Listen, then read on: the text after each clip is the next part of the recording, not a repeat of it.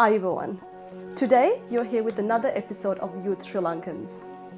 I'm privileged to be sitting here today with someone who's very special to me and to New Zealand and to the community. I've seen this man grow up, I've seen this man glow, I've seen this man thrive. So without further ado, let's welcome Rakita to our episode today. Are you born Rakita? I'm born Hesadi. It's nice to be sitting here today, isn't it? Yeah, it's really great to sit here. Are you nervous? Yes, kind of. Okay. But it's good to be nervous. Yeah, as well. I know. Why do you think it's good to be nervous? Well, because you can still have that adrenaline coming in your mind. Yeah? Because if you feel nervous, but the brain can save you eventually. Yeah. That's very smart. That's very wise. Yeah. So, I will let you introduce yourself today. So would you mind introducing you to the community? Yeah, sure. My name is Rakita Gardiyawasam. Everyone calls me Rocky, so I am known as Rocky instead of Rakita. And I was born in Dubai because at that time my parents were living and working in Dubai. Well, we moved to New Zealand around 10 years ago because, well, I was just 5 years old at that time. I'm currently a student in Wellington College and I'm very passionate about various of sports, including athletics. And I am a sprinter especially because running has become a big part of who I am today. Very good. And that's the exact reason why he's here with us today. To give you guys a brief introduction, he just broke a record for 200 meters sprinting. But we will get back to that later. And you said you moved to New Zealand when you were 5 years old. Yeah. Was it challenging for you? Yeah, kind of. Well, I can't fully remember. Yeah, fair enough. You were 5 years old. And Yeah. do you want to say here who your mum is? What's your mum's name? My mom's name's Inoka. And your dad? My dad's name's Manjula. Very good. Very good. So you moved to New Zealand when you were 5 years old, and then you went schooling in New Zealand. Yeah. And I think I've known you for, let's say, half a decade. Yeah. When exactly did you realize your desire for sports? I think it all started with my dad, who pushed me in playing in various sports like cricket, football, cycling, riding, and cross-country running. I remember that he used to take me into more than 10-kilometer cycle rides when I was just 10. And I like to be active and always enjoying running in school events and play club cricket when I was just young as 7. And my dad was a sprinter when he was young, and over time when I was at primary school, I realized that sprinting was like natural for me to get good at. So when I started taking more seriously with it, it just came naturally to me. Yeah, that's a lot of sports for a young man like you. And if Yeah. I may ask, what's your favorite sport? Favorite sport? That's a tough question because as I equally enjoy all of my sports, I think out of all of them, athletics has been a big standout for me because I feel most excited, most motivated, and really most focused on sprinting right now.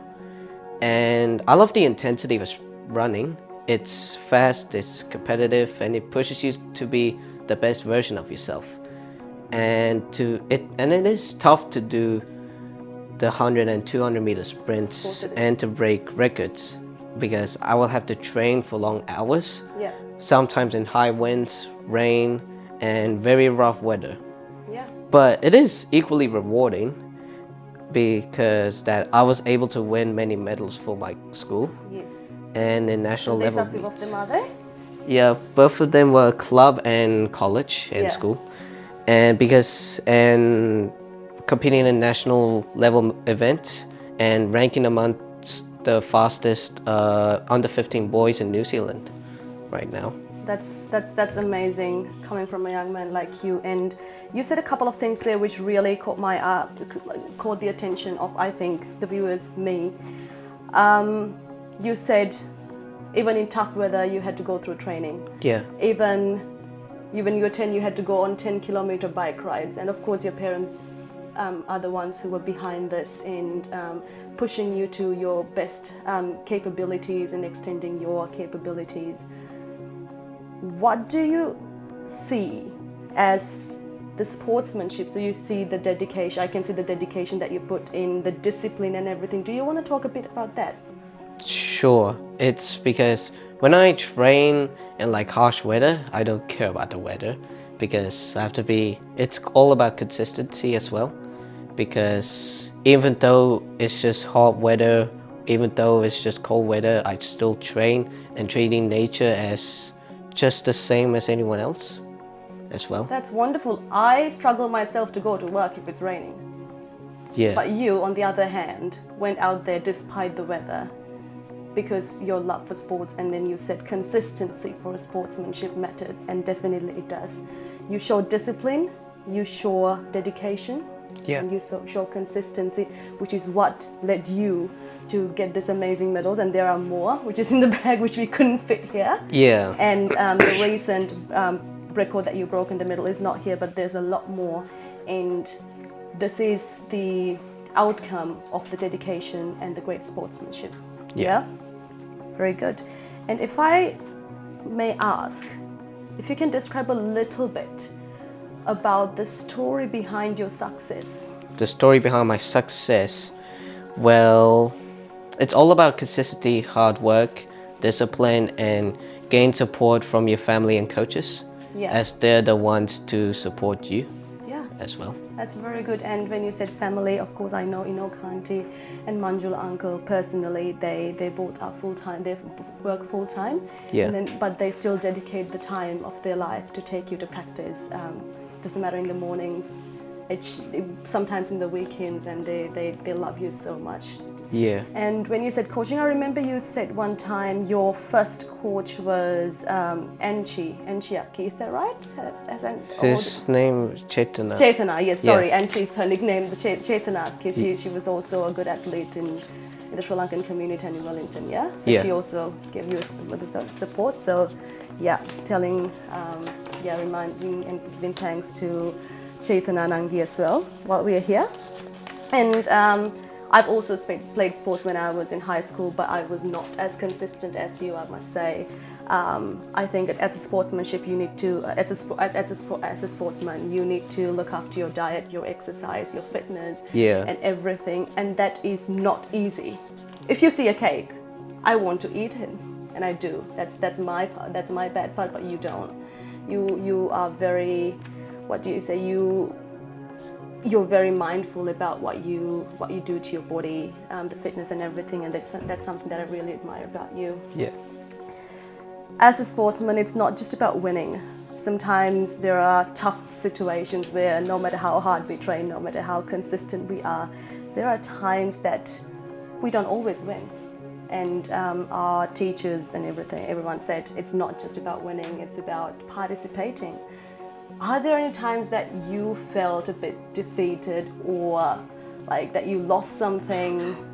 Were there any times in your sports life that you felt like that? Oh yes. Well, like any other athlete, there are moments like where races don't get expected or training gets really challenging. Yeah.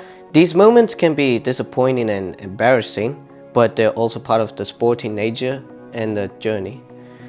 And I remember like having a really bad start this season in October. I almost broke down. I had less endurance and my mind wasn't in a better shape. Well, I had long conversations with my parents and coaches and about that situation, and we agreed to change our training schedule. And I learned that the challenges are actually opportunities to grow instead of giving up. I focus on improving and to learn from each experience. During this time, I understood that mental toughness and self-belief could take you to be the best version of yourself. That is so wise. That's so wise, and I can see as a person that knows you as someone who mentors and teaches you, that you not only apply that to sports, but to the things that are the other things that's happening in your life, right? Yeah. Do you want to give me an example on the things that you just described to me? is qualities of a good leader. Yeah.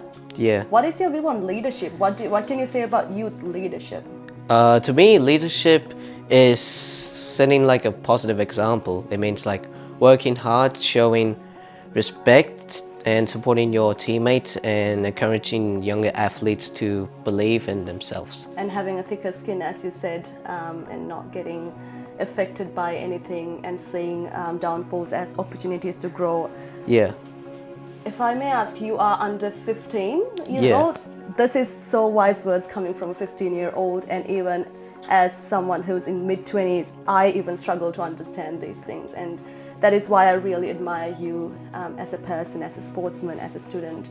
You have so much inspiration in you, you have so much life in you, that you lift other people up. And even when you see someone who's struggling, you're like, no, don't struggle. Like, struggling is okay. You validate others' feelings. And I think this is the beauty of sports. It builds you as a person. Yeah. Yeah, and then you apply those skills into your real life. That helps you thrive. Your limit is the sky. I've always told you that your limit is the sky. You're such a great person. Thanks. And you said you had challenging times in October. Yeah.